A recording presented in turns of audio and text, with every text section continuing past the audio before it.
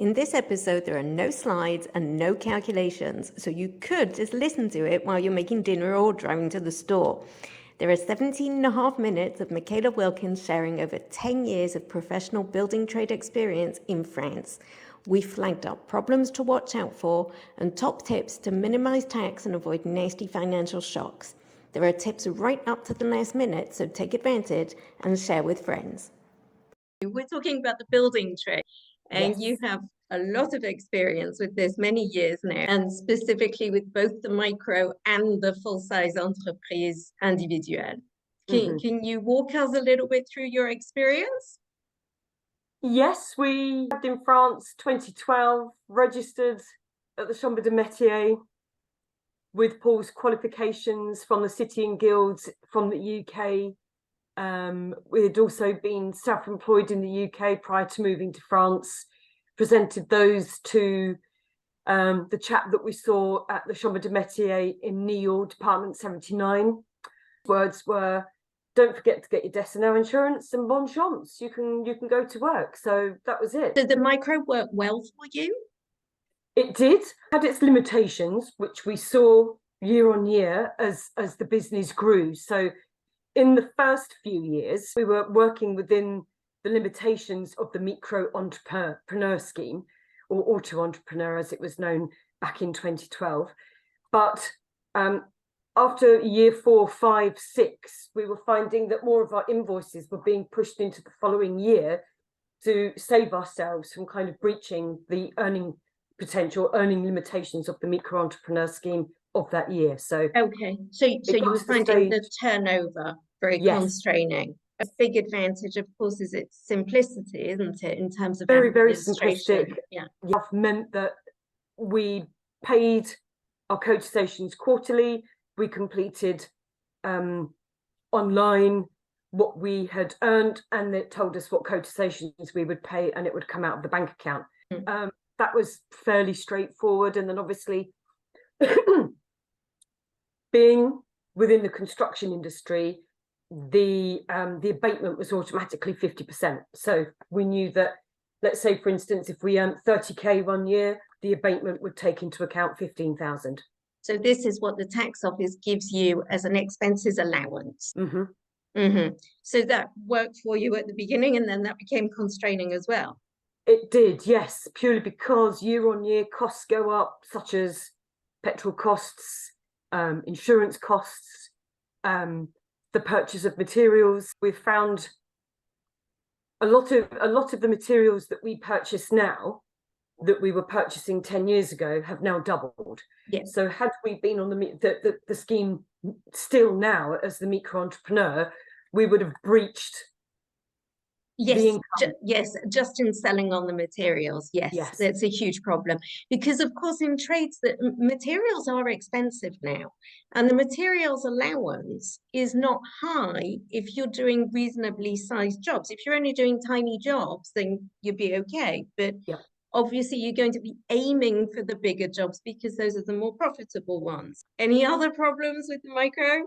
Sick pay and pension, yes, because your trimesters are based on the amount that's considered after the abatement. So yes, year on year, you might find that when you get to retirement age, you would have not accrued enough on your trimesters or amount in the system to warrant having a decent sized pension coming back out of the system. Yes, of course. People always like to think that the social system that we have in France is very generous, but of course generous comes at a price, doesn't it? And it's us who are paying for it. So then, because it was starting to get constraining, what happened next? We got to the summertime where we had looked at the figures and we knew that we had would have gone past the earning potential at that time. So we started to speak to people that had migrated into the EIRL scheme. I'd spoken to a couple of handholders that were competent to speak about what that meant in terms of, got to close your business down, you've got to reopen it within the EIRL. The fact that you'll be paying a larger percentage of cotisations, but it's on net profit and not turnover. Yeah. And then we sought the advice of a local English speaking accountant who was able to kind of confirm pretty much what I'd researched. So, Yes. So you do need an accountant once you open a full-size entreprise individuelle. But again, the cost of the accountant is tax deductible, absolutely, yes. as are all of your real expenses. In terms of bank loans and business investment, this is something that is not really available to micros. But No, once you move up, we found last year we'd had a separate account, which was always a requirement of a certain income level, was to have a separate account, which we'd always had. But then when we spoke to our local bank concierge and said at some point we may need to come back to you and discuss about a loan to purchase a vehicle or lease a vehicle, suddenly it was, but you don't have a professional bank account. So we upgraded the secondary account to a professional account to allow at some point in the very near future for us to go back to them and say, can we borrow some money to invest to purchasing a vehicle for the business? yes. And of course, as a micro, you could still purchase a vehicle for business, nothing stopping you doing that, but that would be an expense that comes out of your pocket all in one go. Whereas as an entreprise individuelle, you can spread that cost over 5 years, which obviously is good. And also the interest on your loan is tax deductible as well. So have you noticed any disadvantages with the entreprise individuelle? Copious amounts of paperwork, the increase in cotisations to 46%, but it's on the net profit. Yeah. And we've kind of found that in the beginning, they're very similar to what we were paying in the Micro Entreprise scheme at 22 or 22.4%, but obviously it was on the turnover. We found that as the business has grown, the 46% becomes a lot more when your earning potential is beyond 50, 60, 70k. So it's all about finding a sweet spot within the business that means that you can fulfill all the costs for your business, all your personal living costs, without kind of giving too much to URSAF. Yes. And were you aware when you made the change that this was no? No. And if you're not prepared for that, and yes. I know very few people who've ever been sufficiently prepared for that, that's really a horrid shock. And you can find yourself very, very stuck if you haven't got the money put aside for it. Yes, we've found ourselves in that position this year, where it's previous years are catching up. This year we're paying a quarterly amount for the estimation for this year. We're paying another few hundred and a fair few €100 for the previous. And then all of a sudden, for example, in August, a very large chunk of money was taken out of the account from URSAF, thank you very much, right in the middle of the summer holidays. And you kind of think, whoa, yes. Have you found your accountant to be proactive? No, it's more of a reactive if you ask the question. But when you're a non-native and this is new to you and you don't know what questions to ask because it is done differently to how it is in the UK, then yes, you can find yourself in a bit of a sticky situation. Yeah. So many French people have come unstuck with this as well and do all the time. But I just feel that it's a really important point that should be explained. This is what your social charges are going to cost in your first 3 years of business. This is how it's going to be calculated. Is that pattern always the same in the business? Does it get to a point where URSAF says, right, okay, yeah, we know what you're going to be earning, so they'll take more the following year based on the previous, and then there's a smaller gap of what you owe them year on year? Or is it always going to be It is always going to be in fluctuation. And honestly, I do think I'm going to do a video about this because I just think it's a huge issue that needs addressing. But basically, because you're always declaring your earnings halfway through the following year, and the adjustment will only be made at the end of the year, then it only takes effect nearly 2 years later. Now, if your business stabilizes and then your social charges will always remain in the same ballpark. So it's going to be around about there with some adjustment up or down. But it's not going to be like from when you first started. When you first started, they were charging you based on what they thought you might earn in your first year. Now, if you exceed that by a long way, then when they eventually get hold of your real figure, then you're going to find there's a massive adjustment because they've taken very little from you. Is this what happened to you? Would it not make sense to pay monthly or quarterly as you would have done in the ME scheme? Well, I mean, it may happen eventually, but at the moment they're still working off your real profit.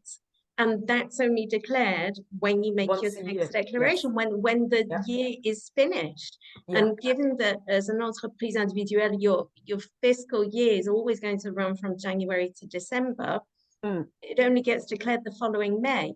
But when I'm doing a quarterly bank reconciliation and I've got the bank statement so I can see what's come in and what's come out, each month and each quarter, I can see what we've paid out, the TVA that's paid on that, and then in another column, what we've earned on materials, and then labour and the TVA on that. So each quarter, I can see we've earned that much. So I would have thought, or in an ideal world, that at that point, say, right, okay, we need to pay that much on cotisations. Job done and dusted. It's paid in the same way as the TVA is collected. Well, in an ideal world, in an ideal world, everybody would be as organized as you are. That's the first thing. And the second thing is, we tend to think of the ins and outs in exactly the same way that you just described. But from an accounting point of view, there are still adjustments to be made at the end of the year, which is probably, you've probably noticed if you keep a tab on your figures, like, I think I've made exactly this much profit. Yes. And then it's different from what the accountant will tell you. Yes. Because there are always adjustments that are made at the end of the year. So imagine that you have a bank loan. And so he's also going to deduct the interest from the bank loan. Imagine that you've bought professional equipment. He's going to make that payment over the period, and he's going to deduct that as well. Imagine that you have invoices that you've sent out but haven't been paid yet. He's going to have that as something that he needs to allow for in the following year. So and there are also stock that you've got in the business as well. Yes, exactly. There's always stock as well. There are many small adjustments that are made at the end of the year. So that's why it differs slightly, and the final figures are the ones that are taken into account when they work out your real profit and the charges. That makes sense. Yes. I wouldn't mind paying the bulk as we've earned it. But what I could suggest, Micala, is that if you like, more or less, given that there will be some adjustments, but more or less what your profit has been during a particular period, a month or a quarter or whatever, take that money out of your current account and put it in a savings account. Put it in a livret A, put it in any kind of savings account.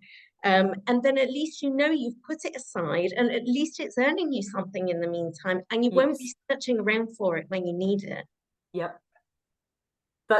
Thank you for that. The figures from the accountant, and he says, oh, you've made this profit, but you look at the bank account at the end of the year and you kind of go, we've paid everything, we're surviving, we're in our 12th year, but where is it? We look at having a different kind of regime where we have more of a fixed salary and then the profit Yes, I was going to ask you about this, because you know that with the new entreprise individuelle regime, you do have the option to not have your profit considered as your personal revenue.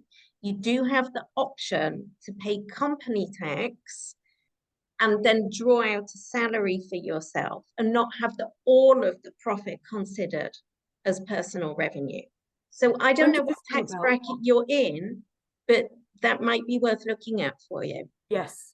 I look at the quarterly figures. I know exactly the amount that we've transferred from the business account into the joint. So that's slightly over and above what we need to keep the personal living costs going. So moving forward could probably reduce that a bit, keep more in the business, but then definitely speak to the accountant and say, can we kind of pay what we need to pay on a salary, and then the rest of the profit dealt with differently. Absolutely. It's going to be swings and roundabouts to some extent, and you need him to do a simulation for you so that you can see exactly how it would work out. But it might be worth looking at that, and that could save you some money. The only other thing you can start looking at is how can we increase profitability? The accountant each year does a comparison of other businesses in the area, and we're always in the middle. Right.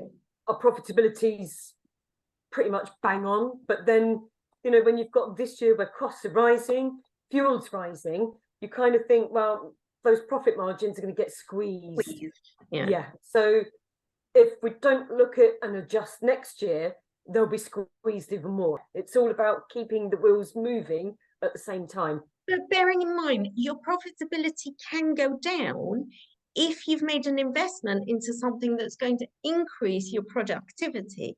Then on paper, your profit will go down because you will have those van repayments to make. Yep. But it's useful debt. It's not useless debt. And there's a big difference. And that's the key understanding. And we've heard a number of times from people that some debt in the business is useful debt. So don't shy away from it. And I think that's what we've done. Yeah. And also the bank knows very well when they look at your figures from the previous year, they can see perfectly well if it's useful debt or not useful debt. So you won't be penalized by the bank. I have a good friend who has a big agricultural project, and when he started it, he wanted to start it on a much smaller scale. And he asked the bank for, at the time, it's a long time ago now, but around about 20,000 euros. And they said, no, come back with the project for 100,000 euros and we'll say yes. And they did straight away. So if this is going to be productive to your business and you think it's going to translate into a higher profit margin, then it's absolutely worth looking at. Right. Thank you. Final top tip, if, like Micala, you're renovating a property that's over 15 years old, you may be eligible for Ma Prime Rénov'. It's a government incentive for many energetic improvements to your home, including heating, insulation, and ventilation. It can go up to 20,000 euros and certain conditions apply, of course.